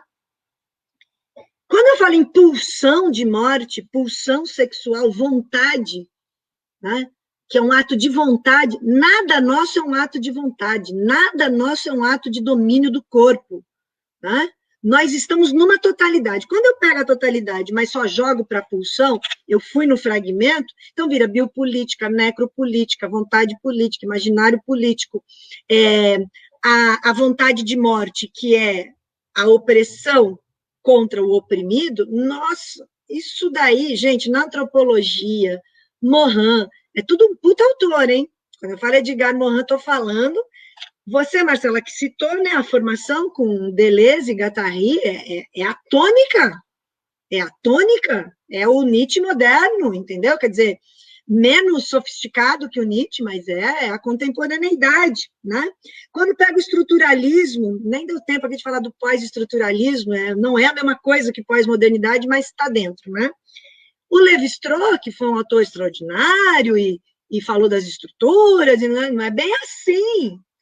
Claro que ele ali já fragmenta, claro que ele no início do século, ele já é esta figura que está dentro dessa configuração da decadência ideológica burguesa, claro que é ele que vem aqui para o Brasil, claro que são os estruturalistas que vão formar a Universidade de São Paulo, porque a gente é um país colonizado que recebeu como colônia a metrópole, né? Então, toda essa fundamentação, essa sofisticação Foucaultiana, na briga aparente com Lacan, que é uma briga que se dá num ringue, de fato, de verdade, mas onde a gente bota os dois na mesma arena, quando você pega o quê? Aparência e essência, sujeito-objeto e presente, passado e futuro. E aí não tem como um Foucaultiano te derrubar, porque você pegou o fundamento. E o Foucaultiano, com toda a sua especialização, ele não consegue ver a filosofia construída a partir de sujeito-objeto, aparência e essência, e presente, passado e futuro, porque quando ele entra no curso de filosofia, ele tem Nietzsche no primeiro dia. Ele já vê o mundo pela lente do Nietzsche, não começa na Grécia. Aí ele já vê a Grécia pelo olhar do eterno retorno do Nietzsche. E aí, quando vai para o resto do século XX, é Deleuze, Guattari, Heidegger, entendeu? No melhor dos casos, tem coisa ainda pior do que isso. Então, nas pulsões, no bio, no necro, no corpo, na explicação individual, no sujeito corpóreo, biológico, a boca, o sexo, né? Por isso que essas discussões do movimento LGBT, se é em interseccionalidade, trans isso, trans aquilo, ou as várias denominações de mudanças, homens que mudam o sexo, mulheres que mudam o sexo, que operam isso não tem fim, essa discussão. Ela pode ser feita, ninguém está proibindo ninguém de fazê-la. Mas você vai encontrar tantas microidentidades que num dado momento você vai chegar só num lugar, o ser e o nada.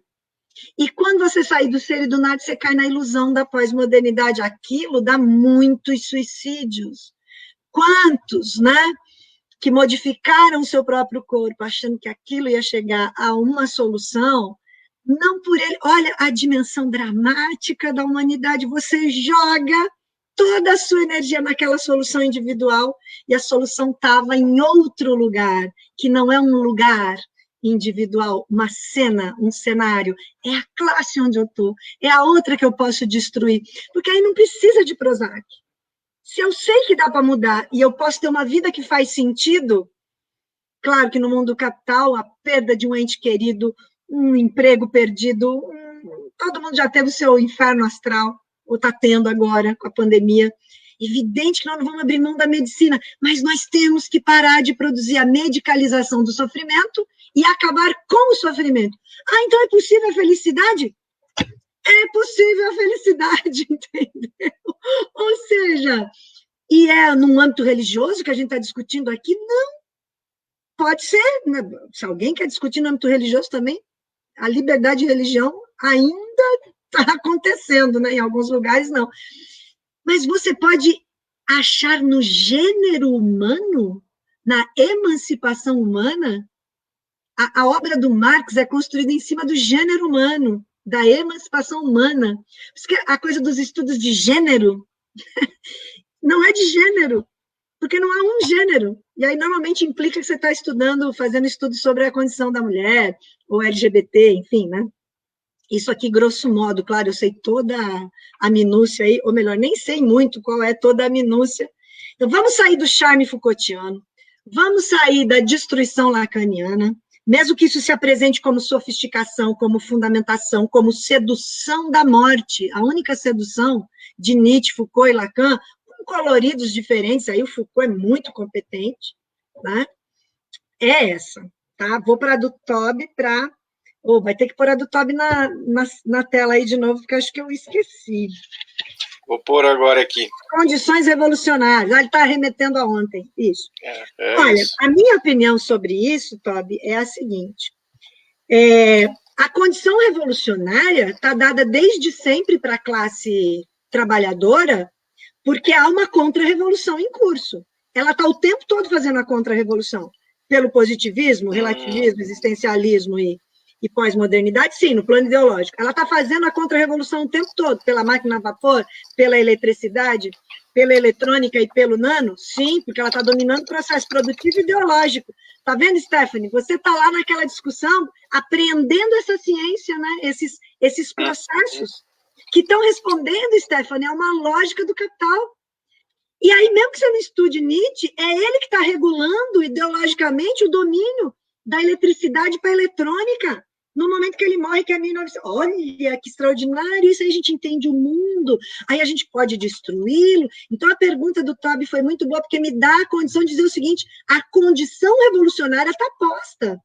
Agora, o que falta? O sujeito revolucionário, então. Aí se dá pela consciência de classe. Em 1848, com as barricadas da Primavera dos Povos na Europa toda, pela primeira vez a classe operária falou: a burguesia não nos representa, vamos contra ela.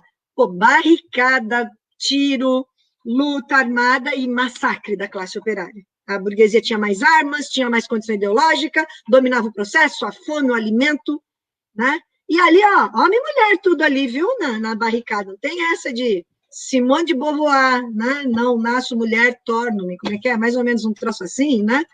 Deixa eu detonar ela numa outra aula, né? Porque eu quero dizer o seguinte, na pergunta ainda do Toby, e na hora que veio o existencialismo, né?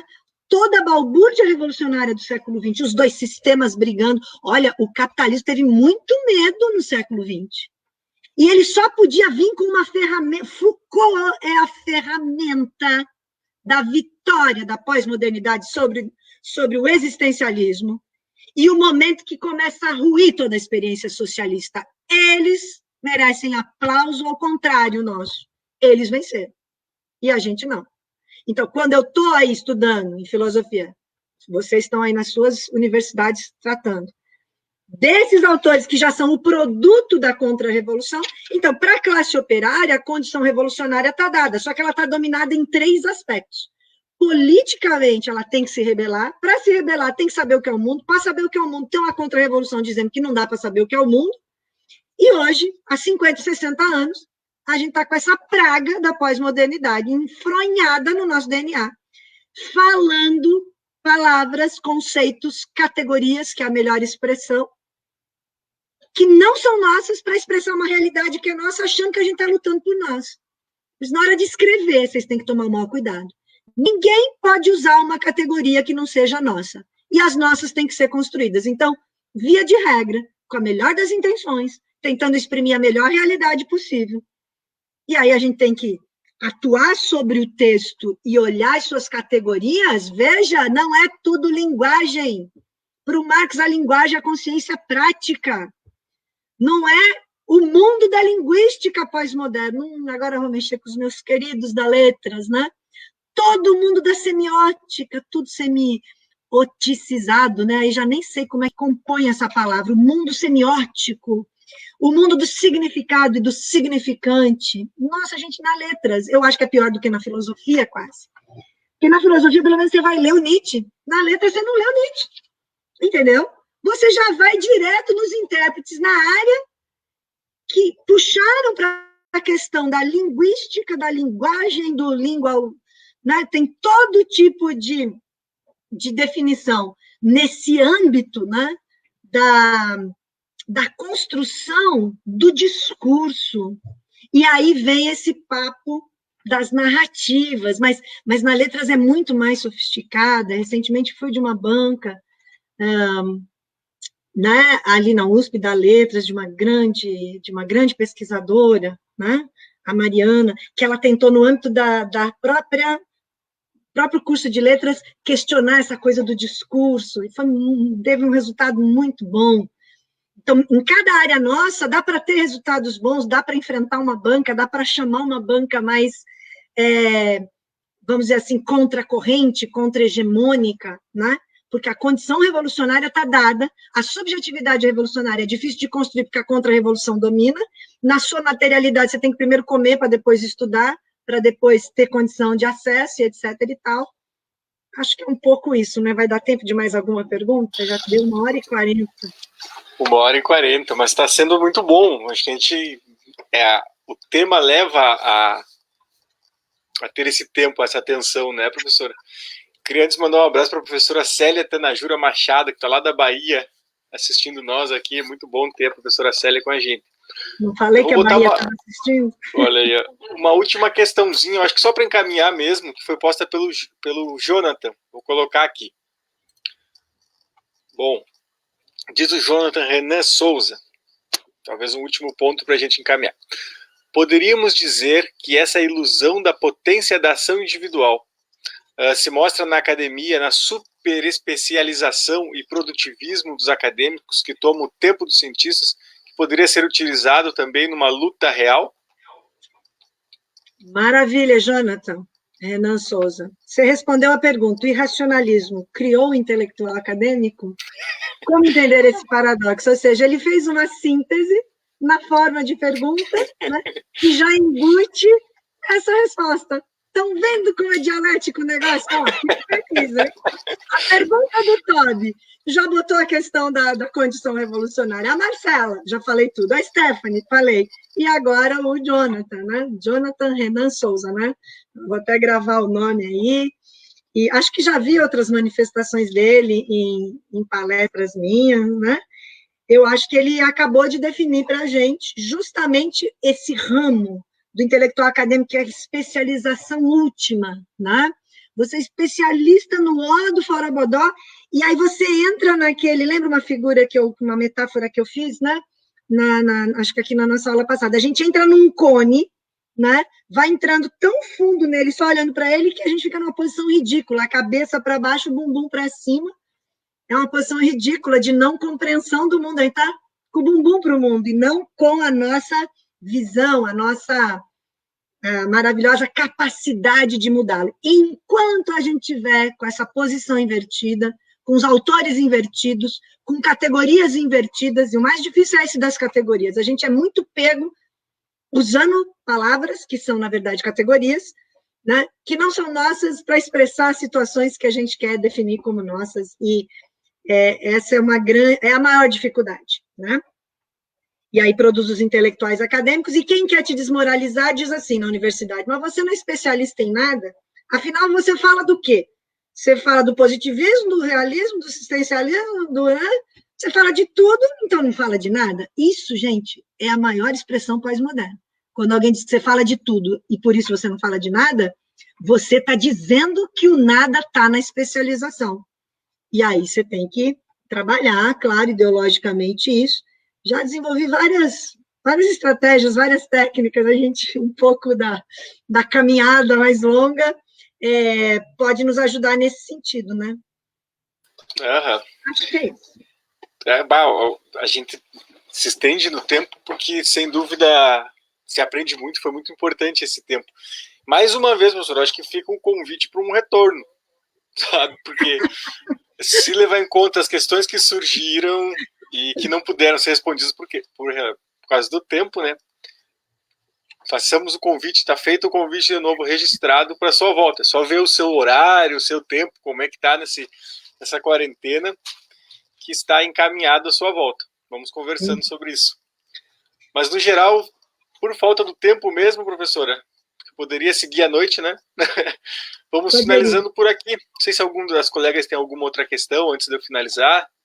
A Marcela ou a Stephanie.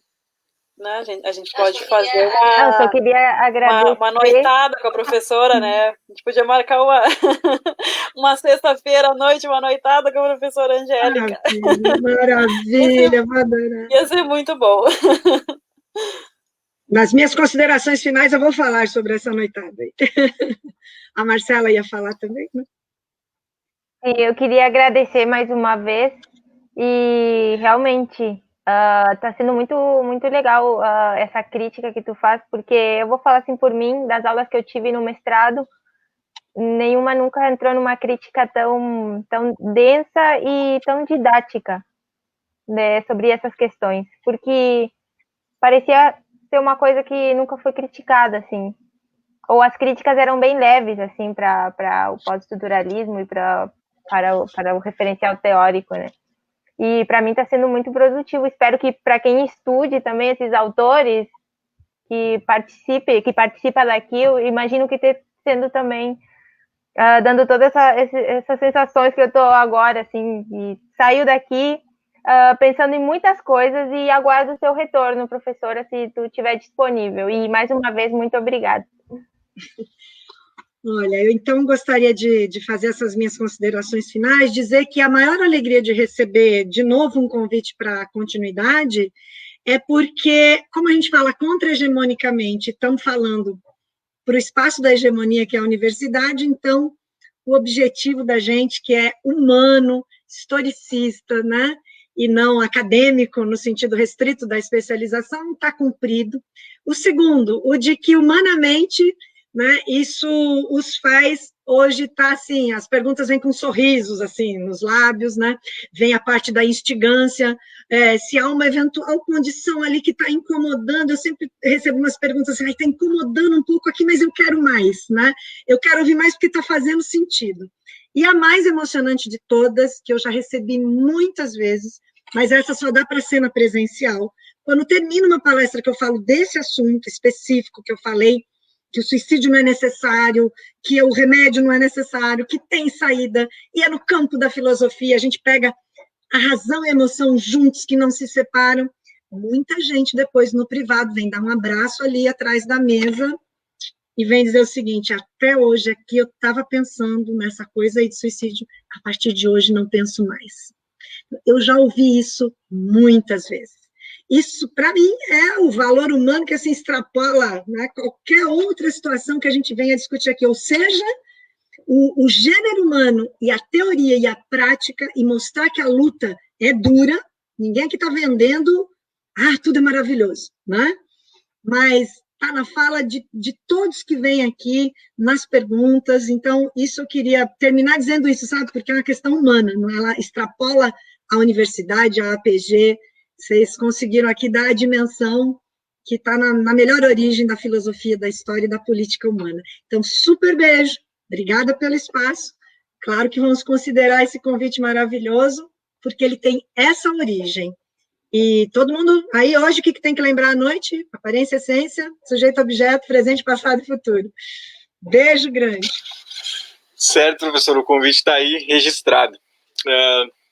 A gente agradece mais uma vez hoje o trabalho, a parceria da Renata e da Juliane, estão aí forte com a gente, trabalhando. E vamos encerrando mais essa live, né?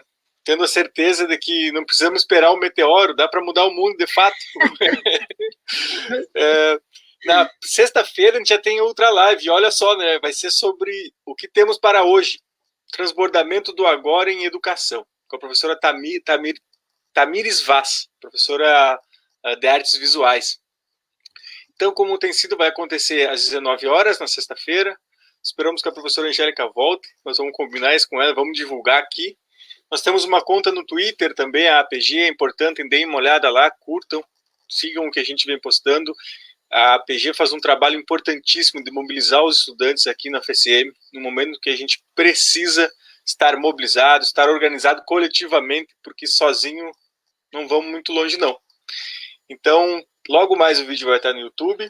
Obrigado por quem esteve até agora com a gente. Boa noite a todos e seguimos.